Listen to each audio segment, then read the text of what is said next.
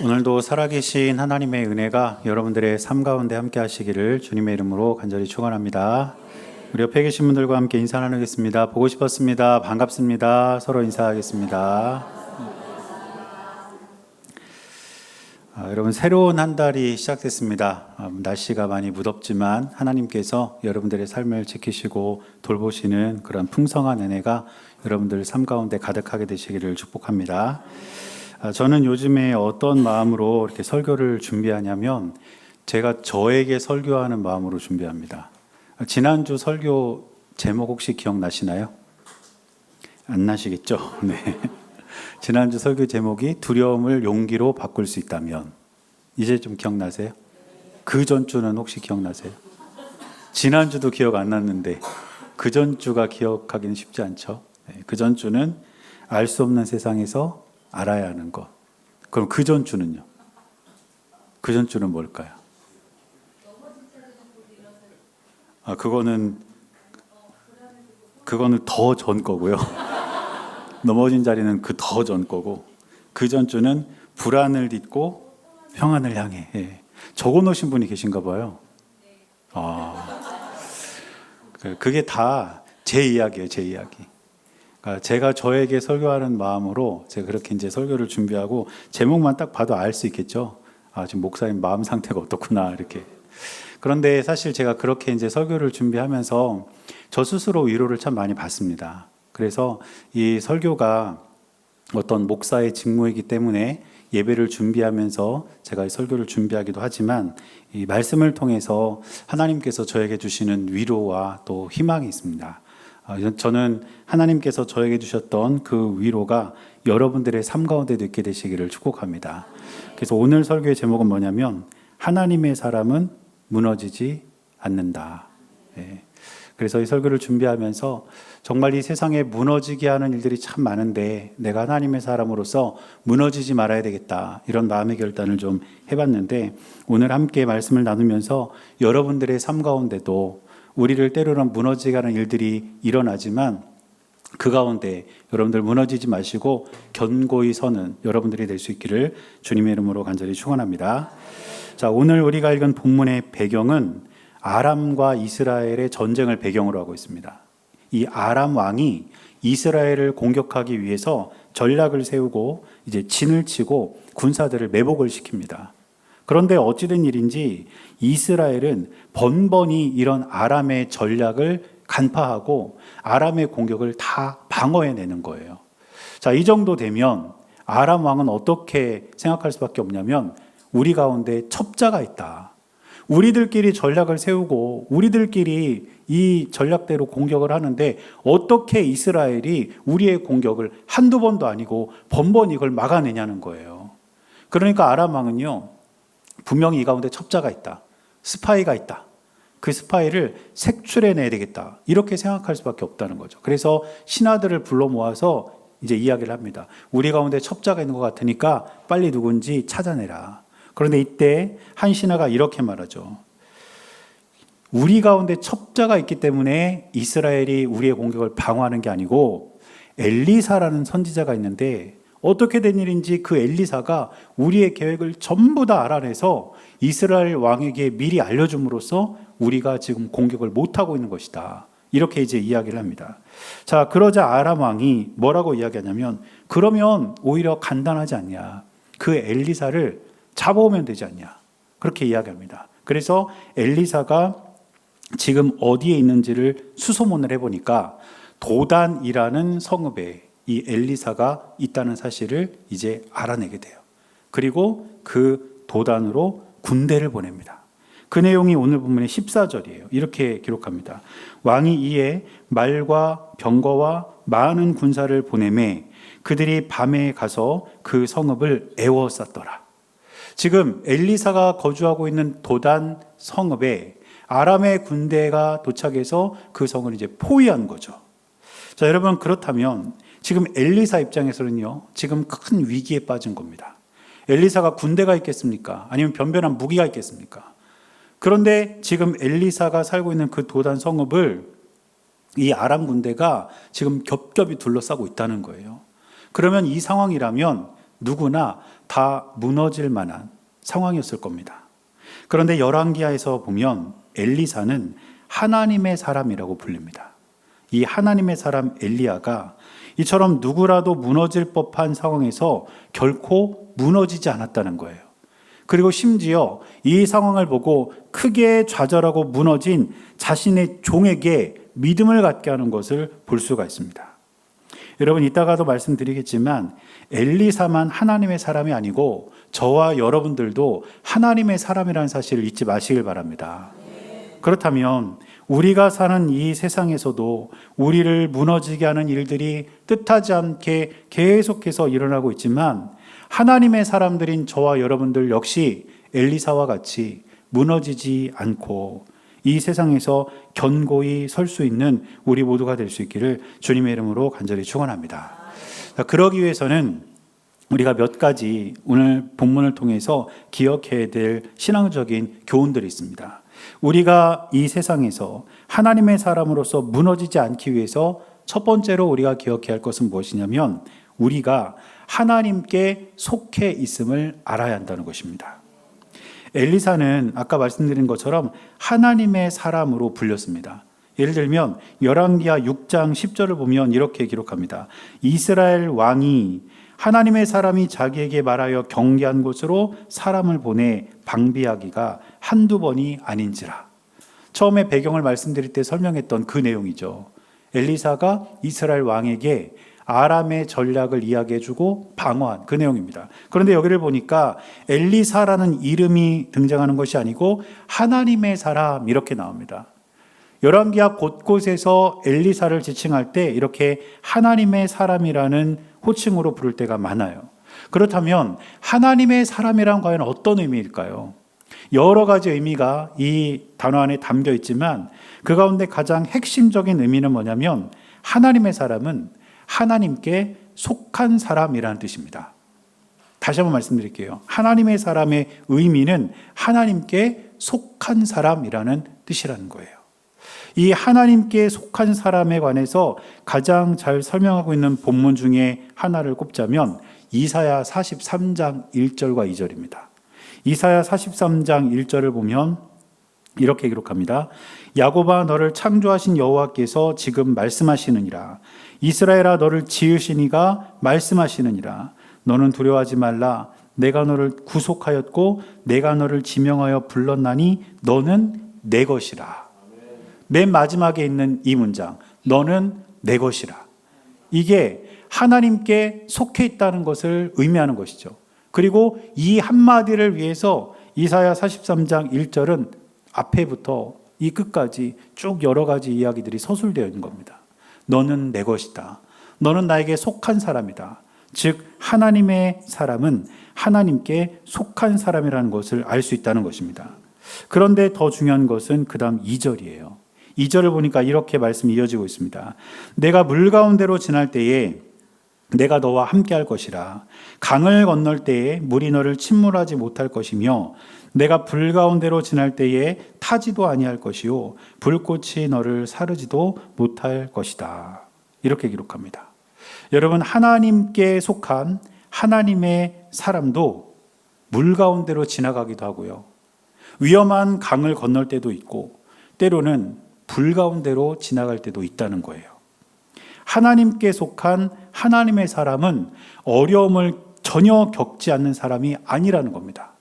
우리가 흔히 나는 하나님께 속해 있어. 나는 하나님의 사람이야. 이렇게 이야기하면 내 인생에는 어떤 어려움도 없어야 하고 어떤 고민도 없어야 하고 어떤 위기도 없어야 합니다. 그렇게 우리는 생각해요. 그러나 성경이 우리에게 가르쳐주는 하나님의 사람은 그 개념이 달라요. 하나님께 속한 하나님의 사람도요, 때로는 물 가운데로 지날 때도 있고 위험한 강을 건너갈 수도 있어요. 때로는 우리의 몸을 위협하는 불 가운데로 걸어갈 수도 있다는 거예요. 그러나 하나님의 사람은요, 그렇게 우리가 위기와 고민과 어려움의 터널을 지나가지만 하나님의 돌보심과 보호하심 아래서 그 어려움을 극복해 나간다는 것입니다. 하나님께 속한 하나님의 사람은 어려움을 전혀 겪지 않는 사람이 아니라 때로는 우리에게 어려움이 오더라도 하나님을 신뢰하면서 그 어려움을 극복해 나가는 사람이란 이 사실을 여러분 꼭 기억하시기를 바랍니다. 그래서 오늘 본문에도 엘리사도 보면요, 위기를 맞이했잖아요. 또 성경에 보면 하나님의 사람으로 일컬어지는 사람들이 몇 명 있습니다. 예를 들면 모세, 다윗, 사무엘, 엘리사의 스승이었던 엘리야, 이런 사람들도 하나님의 사람으로 수식되어 있어요. 그런데 이들 중에 위기와 고민과 어려움을 겪지 않은 사람이 있습니까? 모세도 다윗도 사무엘도 엘리야도 전부 다 어려움의 과정을 겪었어요. 그러나 이 하나님의 사람들은 자신이 하나님께 속한 자라는 사실을 잊지 않고 하나님의 돌보심과 보호하심을 신뢰하면서 그 위기를 돌파해냈다는 것입니다. 따라서 저와 여러분들도 우리가 하나님의 사람이라면 내가 하나님께 속해 있다는 사실을 분명히 기억해야 될 줄 믿습니다. 구약에서는 이 하나님의 사람이 특별한 사람들로 이렇게 지칭되어 있지만 신약을 이제 가보면 이 하나님의 사람에 관한 개념이 확장됩니다. 특별히 바울이 디모데에게 편지를 2번을 쓰잖아요. 디모데전서, 디모데후서 이렇게 쓰는데 그 디모데에게 쓴 편지를 보면 바울이 하나님의 사람에 관한 이 개념을 확장시켜서 적용하고 있는 것을 볼 수가 있어요. 그러면 바울이 말한 하나님의 사람은 어떤 사람이냐? 이렇게 정리할 수 있습니다. 하나님의 사람은 하나님의 말씀을 듣고 그 뜻에 따라 살아가기로 결단한 모든 성도들. 다시 한번 설명드릴게요. 하나님의 말씀을 듣고 그 뜻에 따라 살아가기로 결단한 모든 성도들. 이 사람들이 하나님의 사람이에요. 여러분 오늘 예배를 드리면서 제가 여러분들에게 전하는 하나님의 말씀을 듣고 계시죠? 안 듣고 계신가요 지금? 다 듣고 계시죠? 자, 그러면 여러분 그 말씀을 듣고 내가 이번 한 주간은 내가 이 말씀에 따라서 한번 살아봐야 되겠다. 이것이 하나님의 뜻이라면 내가 그 뜻대로 살아보자. 이렇게 결단도 하시죠? 그러면 여러분 하나님의 사람이라는 거예요. 그러므로 저와 여러분들도 하나님께 속한 하나님의 사람이기에 때로 우리가 위기를 겪기도 하지만 저와 여러분들이 언제나 하나님의 돌보심과 보호하심 아래 있다는 사실을 잊지 말고 이 세상 앞에서 무너지지 말고 오히려 더 견고하게 설 수 있는 여러분들이 될 수 있기를 주님의 이름으로 간절히 축원합니다. 두 번째로 하나님의 사람이 무너지지 않기 위해서는 믿음의 눈으로 우리가 이 세상을 바라봐야 합니다. 오늘 15절을 보니까 이렇게 기록합니다. 하나님의 사람의 사환이 일찍 일어나서 나가보니 군사와 말과 병거가 성읍에 에워쌌는지라. 그의 사환이 엘리사에게 말하되 아 내 주여 우리가 어찌하리이까 하니. 지금 엘리사의 사환, 엘리사의 종입니다. 이 엘리사의 종이 아침에 밖을 나가보니까요, 아람의 군대, 말, 병거, 셀 수 없이 많은 아람의 이 군대가 성읍을 포위하고 있는 것을 봤어요. 그러면서 이 엘리사의 종은 이 상황에 탄식하면서 깊은 절망에 빠지게 됩니다. 지금 엘리사의 종이 본 세상은 희망이라고는 조금도 찾아볼 수 없는 절망적인 세상이었던 것이죠. 그런데 하나님께서 이 엘리사의 종의 눈을 열어주셨다는 거예요. 17절 말씀 중간부터 보면 이렇게 기록하고 있습니다. 여호와께서 그 청년의 눈을 여심해 그가 보니 불말과 불병거가 산에 가득하여 엘리사를 둘렀더라. 여러분 지금 하나님께서 엘리사의 종의 눈을 열어주셨을 때에 엘리사의 종은요 놀라운 광경을 보게 됩니다. 아람의 군대가 도단성을 둘러싸고 있었지만 불말과 불병거가 엘리사를 둘러싸고 보호하고 있었다는 거예요. 이 불말과 불병거는 하나님의 군대를 상징하는 표현입니다. 즉 아람의 군대가 엘리사를 위협하고 엘리사를 잡아가기 위해서 도단성을 포위했지만 하나님의 군대가 엘리사를 오히려 보호하고 있는 것을 지금 보게 되었다는 것이죠. 그래서 하나님께서 엘리사의 종에게 보여주신 세상은요 절망적인 세상이 아니었습니다. 오히려 희망이 있고 용기를 얻을 수 있는 세상이었다는 것이죠. 엘리사의 종이 처음에 그저 눈에 보이는 대로 본 세상은 절망적인 세상이었습니다. 그러나 하나님께서 그 눈을 열어주셔서 믿음의 눈으로 본 세상은 절망이 아니라 희망과 기대가 넘치는 세상이었다는 것을 우리는 확인할 수가 있다는 것입니다. 자, 여러분, 그렇다면 어떻게 엘리사의 종이 세상을 그저 그런 눈으로 보다가 이 믿음의 눈으로 볼 수 있었을까요? 물론 하나님께서 그 눈을 열어주셨지만 이 과정에는 매우 중요한 한 가지 사실이 숨어 있습니다. 그게 뭐냐면 엘리사가 기도했다는 거예요. 17절 앞부분을 보면 이렇게 기록합니다. 기도하여 이르되 여호와여 원하건대 그의 눈을 열어서 보게 하옵소서. 지금 육신의 눈으로 보이는 대로만 세상을 보고 있는 이 엘리사의 종을 위해서 엘리사가 기도한 거예요. 하나님, 지금 내 종이 눈에 보이는 대로만 보면서 절망에 빠져 있는데, 그래서 그 마음이 무너지고 있는데, 하나님, 저 종이 믿음의 눈으로 이 세상을 볼 수 있도록 그의 눈을 열어주십시오. 이렇게 엘리사가 기도했을 때 믿음의 눈이 열려서 전혀 다른 세상을 보게 되었다는 것입니다. 여러분, 하나님의 사람은 보이는 대로 세상을 보는 사람이 아니라 믿음의 눈으로 세상을 보는 사람이라는 것을 기억하시기를 바랍니다. 보이는 대로 세상을 보면 우리가 무너질 수밖에 없지만 믿음의 눈으로 세상을 보면 우리가 무너지지 않고 희망과 기대를 가질 수 있다는 사실을 잊지 마시기를 주님의 이름으로 간절히 축원합니다. 얼마 전까지 장마 기간이어서 계속 비가 왔죠. 하늘엔 구름이 빽빽히 들어차 있었고 비가 내리고 바람도 불고 번개도 치고 그런 날들이 계속되었습니다. 그게 우리의 눈에 보이는 하늘이었어요. 그런데 여러분, 그런 비와 구름과 바람과 번개 너머에 무엇이 있습니까? 태양이 있잖아요. 그것이 눈에 보이지 않아도 우리는 알고 있고 믿고 있잖아요. 이 구름은 지나간다. 이 비는 그친다. 이 번개는 끝난다. 그리고 이것이 다 지나가면 이제 태양이 우리에게 비칠 것이다. 이거 우리 알고 있잖아요. 우리가 그 태양을 믿잖아요. 똑같은 원리입니다. 여러분, 우리가 그저 눈으로 보이는 대로 보이는 세상은요, 구름과 같고 비와 같고 안개와 같고 번개와 같습니다.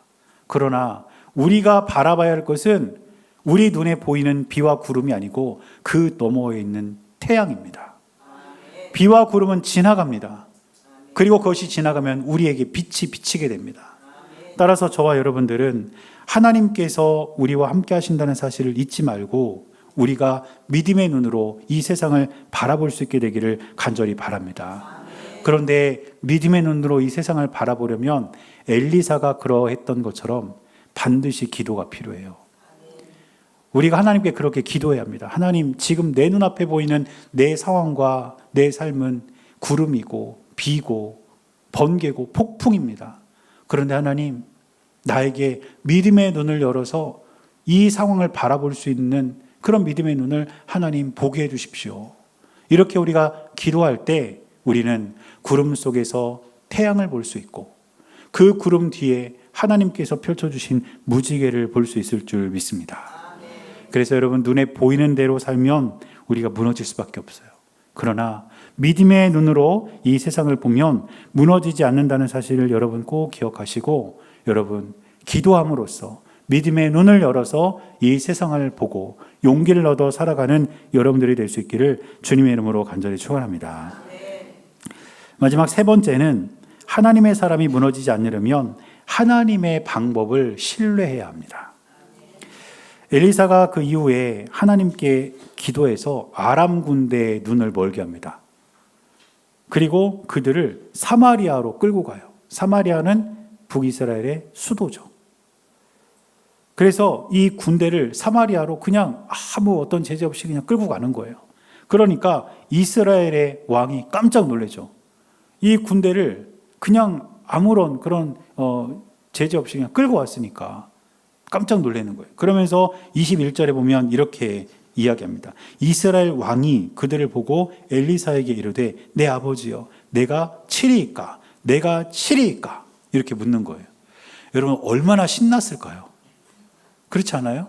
아람 군대가 이스라엘을 공격하기 위해서 막 진을 치고 또 매복하고 이런 과정에서 엘리사를 통해서 이제 방어하면서 지금 막 버티고 있었는데 그 군대가 한꺼번에 지금 사마리아 가운데로 들어온 거예요.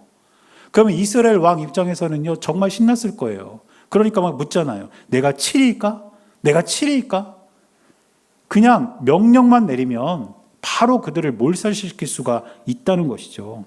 그런데 22절에 기록되어 있는 하나님의 방법, 엘리사가 전해준 하나님의 뜻은 달랐습니다. 이렇게 기록합니다. 대답하되 치지 마소서. 칼과 활로 사로잡은 자인들 어찌 치리까? 떡과 물을 그들 앞에 두어 먹고 마시게 하고 그들의 주인에게로 돌려보내소서 하는지라. 이스라엘 왕의 기대와는요, 전혀 다른 이야기가 들린 거죠.